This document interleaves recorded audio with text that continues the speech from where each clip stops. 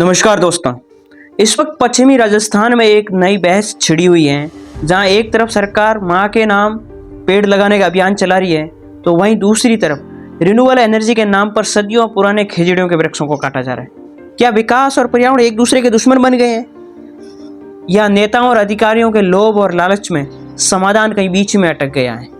आइए जानते हैं पूरा मामला इस वीडियो में। पश्चिमी राजस्थान, विशेष रूप से बाड़मेर, जैसलमेर और बीकानेर में रिन्यूएबल एनर्जी के लिए अडानी, अंबानी, सुजलॉन और रिन्यू पावर जैसी दिग्गज कंपनियों ने भारी निवेश किया है, जिनका लक्ष्य है कि 2030 तक 90,000 गीगावाट सोलर एनर्जी प्रोड्यूस करना है। ग्रीन एनर्जी को बढ़ावा देने के लिए सरकार ने इन कंपनियों को बहुत सस्ते दामों पर जमीन उपलब्ध करवाई, लेकिन यहाँ ट्विस्ट ये फंस गया कि जो ओरण और गोचर भूमि है, उनका गवर्नमेंट रिकॉर्ड में कोई स्पष्ट प्रावधान नहीं था।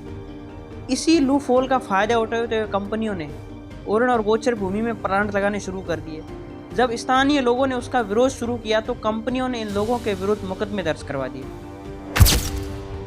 इसी बीच इस मामले में नया मोड़ तब आता है जब वहां के स्थानीय विधायक रविंद्र सिंह भाटी कंपनियों के इन अनऑथराइज्ड कार्यों के विरुद्ध धरने पर बैठ जाते हैं। भारी जन आक्रोश को देखते हुए कंपनियां इस मामले में समझौता करती हैं कि ओरण और गोचर भूमि में विकास से संबंधित कोई कार्य नहीं करेंगे।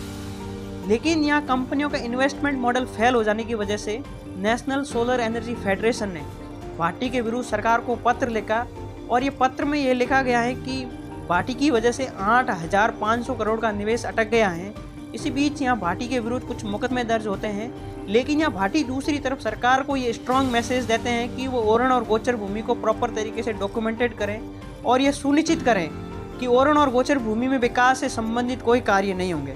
इसलिए यहाँ एक सवाल खड़ा होता है कि स्टेट और सेंट्रल गवर्नमेंट ओरण और गोचर भूमि को आखिर में डॉक्यूमेंटेड क्यों नहीं करना चाहती? क्या यहाँ जनहित की जगह कोई निजी लाभ दिख रहा है? ताज़ा विवाद पर आने से पहले ये जान लेते हैं कि खेजड़ी को लेकर इतना विवाद क्यों हो रहा है।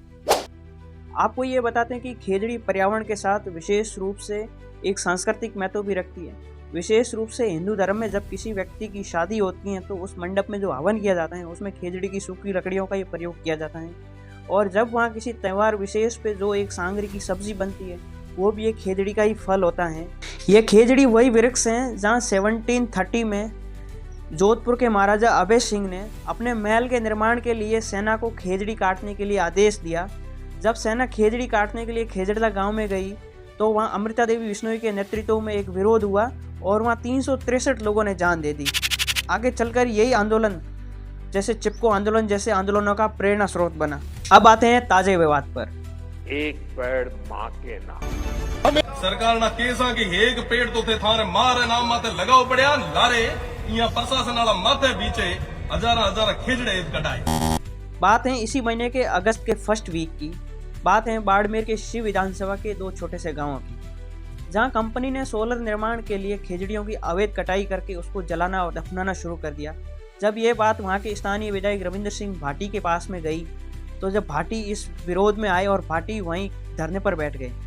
इसलिए वहां के लोगों ने सरकार पर आरोप लगाए हैं कि एक पेड़ माँ के नाम सिर्फ जुमला है, जबकि यहाँ तो सदियों पुराने पेड़ों को काटा गया है। एक रिपोर्ट के मुताबिक पिछले लगभग 2.5 वर्षों में 3.25 लाख खेजड़ी के पेड़ों को काटा गया है, जिसमें अकेले बीकानेर में 60 से 65,000 पेड़ों को काटा गया है, जो कि एक बहुत बड़ा आंकड़ा है। इसलिए यहाँ सरकार से कुछ सवाल है कि इन्वायरमेंट इफेक्ट ऑडिट में इतनी देरी क्यों, और खेजड़ियों के अवैध कटाई के रोकथाम के लिए कानूनी परिवर्तन में विफलता क्यों?